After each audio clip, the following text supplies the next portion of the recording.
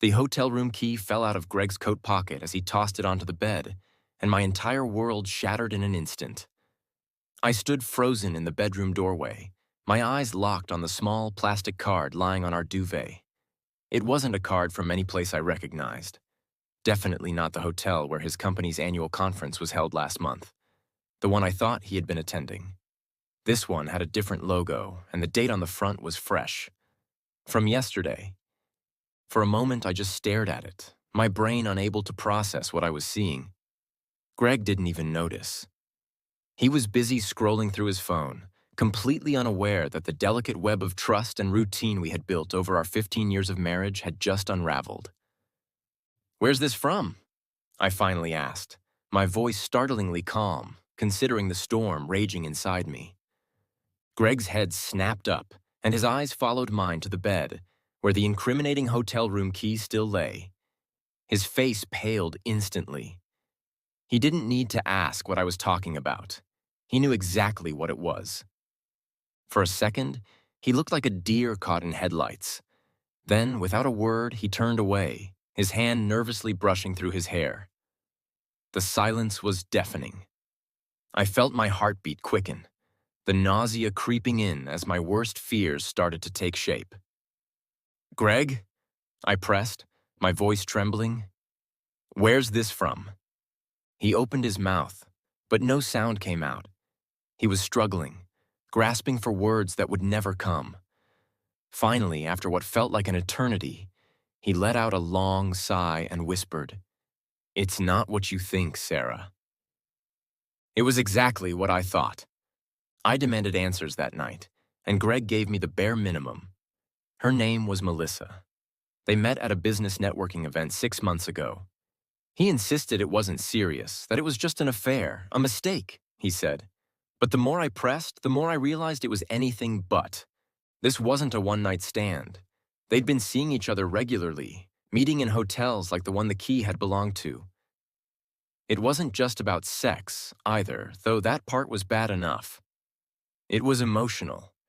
He had been sharing things with her, confiding in her, creating a separate life that he kept hidden from me.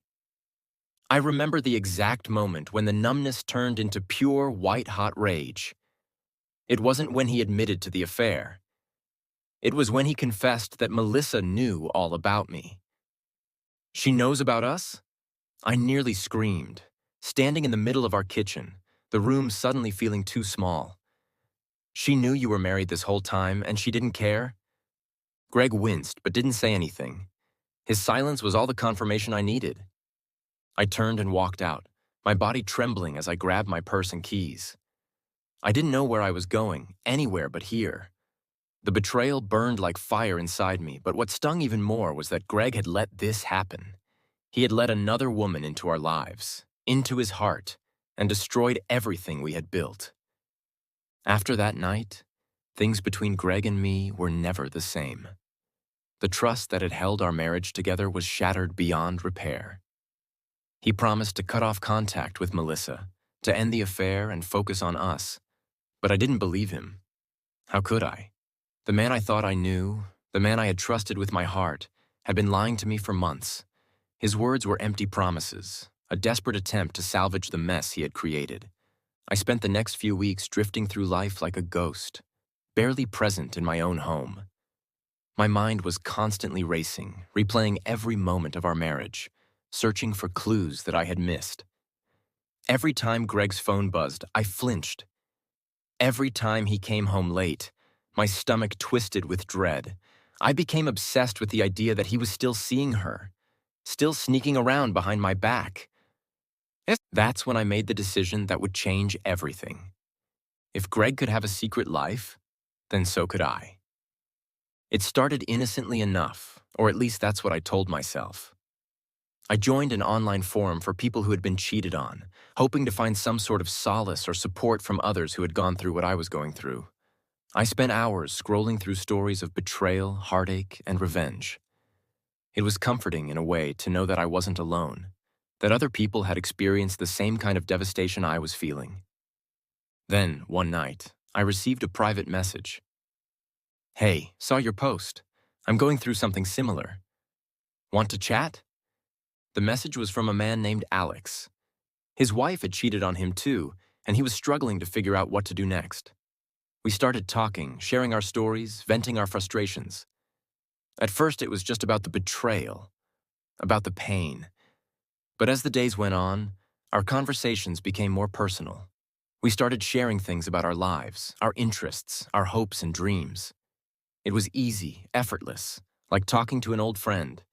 And then, almost without realizing it, our conversations turned flirtatious.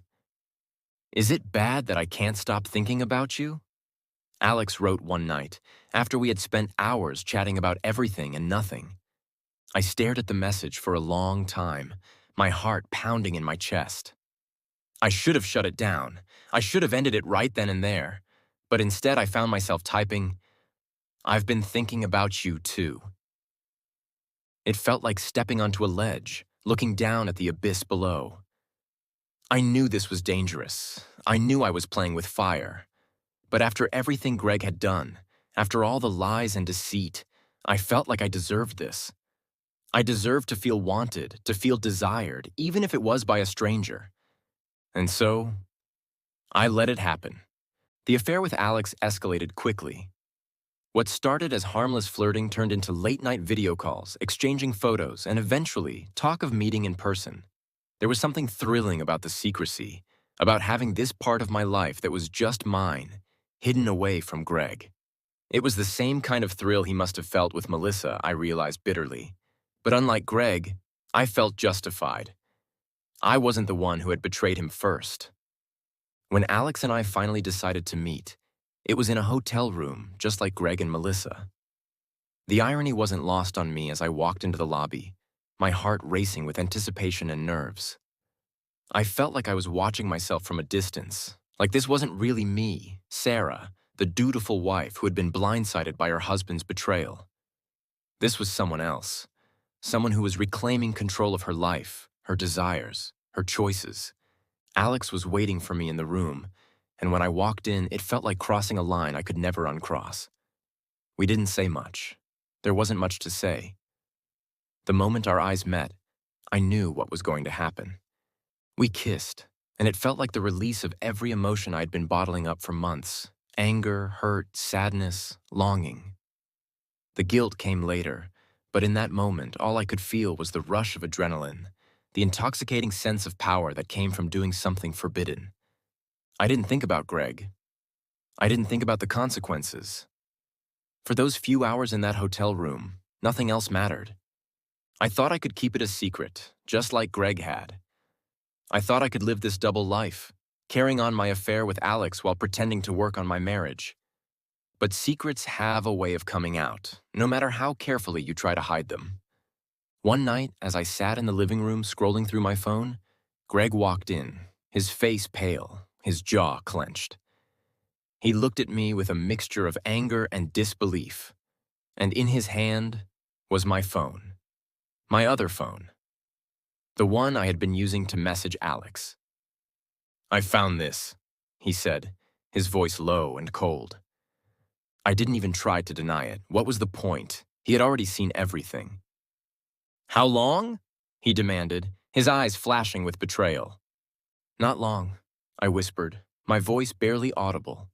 He stared at me for a long moment, and then, in a voice thick with bitterness, he said, "So, this is how it feels, huh?" It was like a punch to the gut. I had spent so long consumed by my own pain, my own sense of betrayal, that I hadn't stopped to think about what it would feel like to be on the other side, to be the one who had been cheated on, who had been lied to. And now, here we were, both of us guilty, both of us broken. We argued that night, the kind of argument that leaves no room for reconciliation. Greg stormed out, and I sat in the silence, my chest heaving with the weight of everything we had lost. Greg and I didn't survive the fallout. The affair with Melissa had fractured our marriage, but my betrayal had shattered it completely. There was no coming back from this, no fixing what had been destroyed. We were both too hurt, too angry, too lost in our own grief to even try. We divorced 6 months later. It was quiet, almost anticlimactic. No dramatic courtroom battles, No screaming matches over who got what. We just signed the papers and walked away. Two people who had once loved each other but had become strangers in the end. As for Alex, I ended things with him too. What we had wasn't real. It was born out of pain and revenge, not love. And in the end, it wasn't enough to fill the emptiness inside me. Now, I live alone, in a small apartment not far from where Greg and I used to live. I think about him sometimes, about the life we had before everything fell apart. But mostly, I think about the choices I made, the lines I crossed, and the woman I became when I thought I had nothing left to lose. Because in the end, the affair wasn't just about Greg's betrayal. It was about mine, too. And that's something I'll have to live with for the rest of my life.